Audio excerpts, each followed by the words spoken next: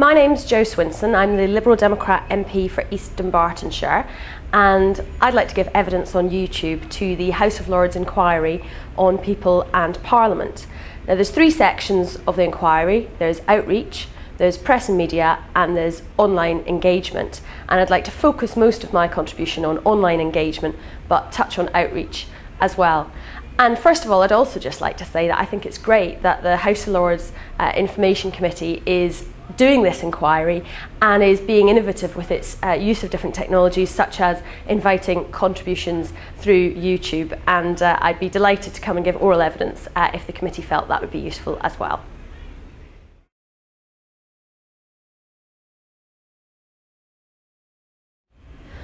There's been a lot of great strides ahead in the work that both Houses of Parliament have been doing to engage with the public, particularly through things like the Parliamentary Education Unit in recent years. However, one of the things that I think is missing is that the outreach work shouldn't just be informing people about the work of Parliament, but also encouraging people to get involved themselves in the political process and possibly even in Parliament by standing for election and getting elected. I'm also serving at the moment on the Speakers Conference, which is looking at ways to encourage more women, people from black and minority ethnic communities and disabled people to get elected to Parliament. And one of the things which I hope the Speakers Conference might end up recommending is to improve the outreach work that Parliament does, particularly by encouraging more political involvement from the public. So I think it would be very good if this committee might be able to work alongside the Speakers Conference and also look and take evidence on this issue about how to get people not just interested in the workings of Parliament and making representations to members of Parliament, but being actively involved themselves in the political process.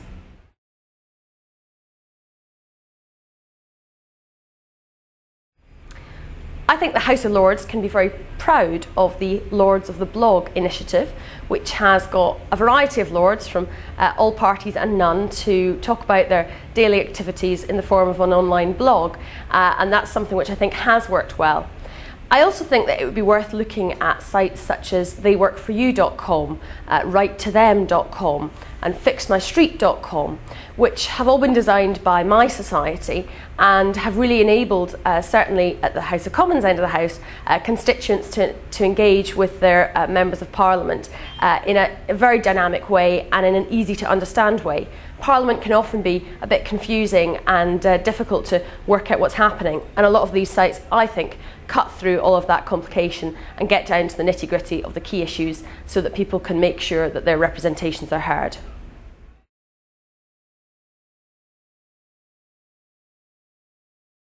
I think there's three things that could be done in particular to improve online communication and engagement between Parliament and people in the country. The first of these is actually a long-standing campaign called Free Our Bills.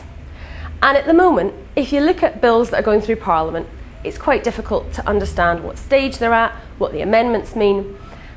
A lot of campaigners have asked, particularly online, for a different system of electronic tagging so that people out there can build websites to help to explain what stage a bill's at, what different amendments do. And this is something which, although being a slight techie solution, I think would actually really help to connect people with the progress of bills so that they can make their views heard on the different amendments, the different issues that are being discussed, rather than it all being reams and reams of paper, different clauses, and very, very difficult to comprehend. So the first thing I would hope that the authorities would do is work alongside the Free Our Bills campaigners to make sure the proper electronic tagging of bills takes place. The second thing I would like to see happen is for us to be more open about what happens in Parliament.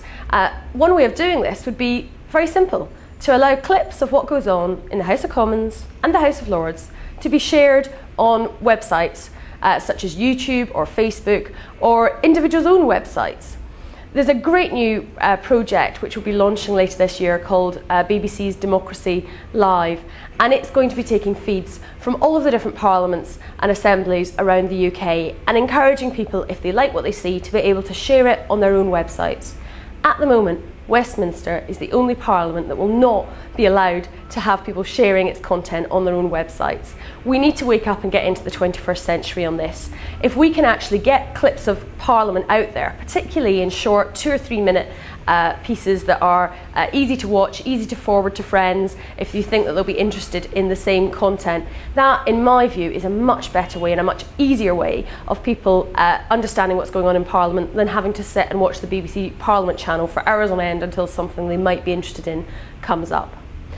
And the third thing I would say that should be done to improve online engagement between Parliament and people is actually to encourage elected members and members of the House of Lords to do some of the things they've already been doing, whether that's blogging, whether that's through websites, whether that's through Facebook or Twitter, but to share best practice, to provide training, to demystify some of this. Perhaps it's all right for members who are younger and find the technology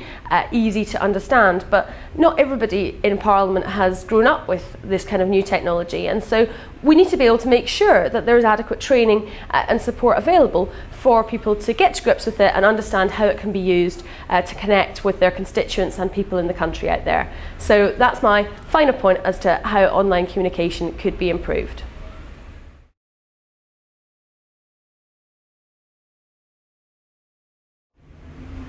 That's my